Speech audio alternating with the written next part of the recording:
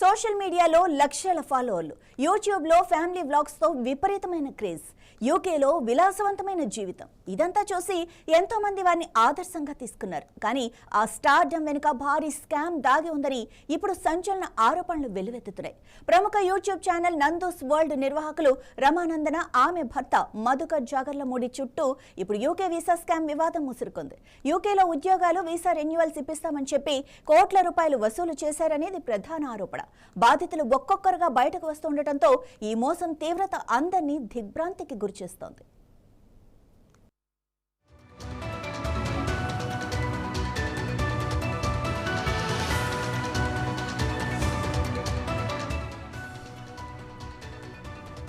యూట్యూబ్లో తమకున్న పాపులారిటీని అడ్డం పెట్టుకుని ఈ దంపతులు నిరుద్యోగులను లక్ష్యంగా చేసుకున్నారు. యూకేలో ఉద్యోగం ఇప్పిస్తామని, అందుకు కీలకమైన సర్టిఫికేట్ ఆఫ్ స్పాన్సర్షిప్ తమకు పలుకుబడి ఉందని నమ్మించారు.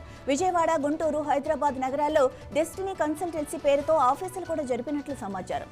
ఒక్కో బాధితుడి నుంచి 15 నుంచి 25 లక్షల రూపాయల వరకు వసూలు చేసినట్లు తెలుస్తోంది. బాధితులు వందల సంఖ్యలో ఉండవచ్చని, మొత్తం మోసం విలువ 10 నుంచి 20 కోట్ల రూపాయల వరకు ఉండొచ్చని ఒక అంచనా. డబ్బులు తీసుకున్నాక వీసాలు ఇప్పించకపోగా బాధితుల ఫోన్ కాల్స్ కు కూడా స్పందించకపోవడం మానేశారని ఆరోపిస్తున్నారు.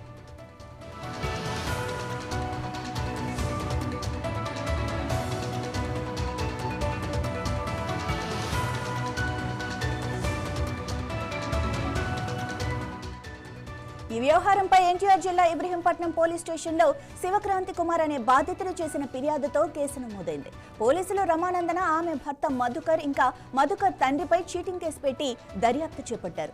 బాధితులు తమ వాట్సాప్ చాట్లు, బ్యాంకు లావాదేవీల వివరాలను పోలీసులకు సమర్పించారు. కేసు తీవ్రత దృష్ట్యా నిందితులు దేశం విడిచి పారిపోకుండా ఇబ్రహీంపట్నం పోలీసులు లుకౌట్ నోటీసులు జారీ చేశారు. ప్రస్తుతం వీళ్ళు పరారీలో ఉన్నట్లుగా తెలుస్తోంది. అయితే మరోవైపు రమానందన ఆరోపణలను ఖండిస్తూ ఒక వీడియో విడుదల చేశారు. తమపై వ్యక్తిగత కక్షతోనే కొందరు తప్పుడు ప్రచారం చేస్తున్నారని ఆమె ఆరోపించారు.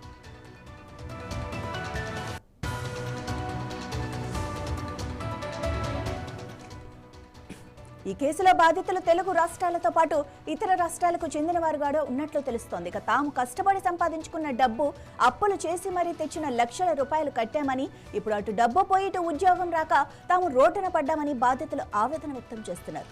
సోషల్ మీడియాలో కనిపించే ఆడంబరాలను చూసి గుడ్డిగా నమ్మవద్దని, ఏజెంట్ల ద్వారా విదేశాలకు వెళ్లేటప్పుడు వారి పూర్వాపరాలను క్షుణ్ణంగా తనిఖీ చేసుకోవాలని పోలీసు అధికారులు సూచిస్తున్నారు. ఈ కేసులో పోలీసులు దర్యాప్తు ముమ్మరం చేశారు. ఇక నిందితులను త్వరలోనే అదుపులోకి తీసుకుంటామని చెబుతున్నారు.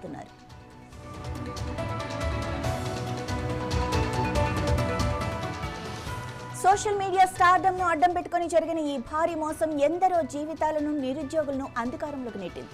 ఈ కేసులో పూర్తి వాస్తవాలు పోలీసుల దర్యాప్తులో తేలాల్సింది. ఇక ప్రస్తుతానికి ఈ కేసు తెలుగు రాష్ట్రాల్లో తీవ్ర సంచలనంగా మారింది.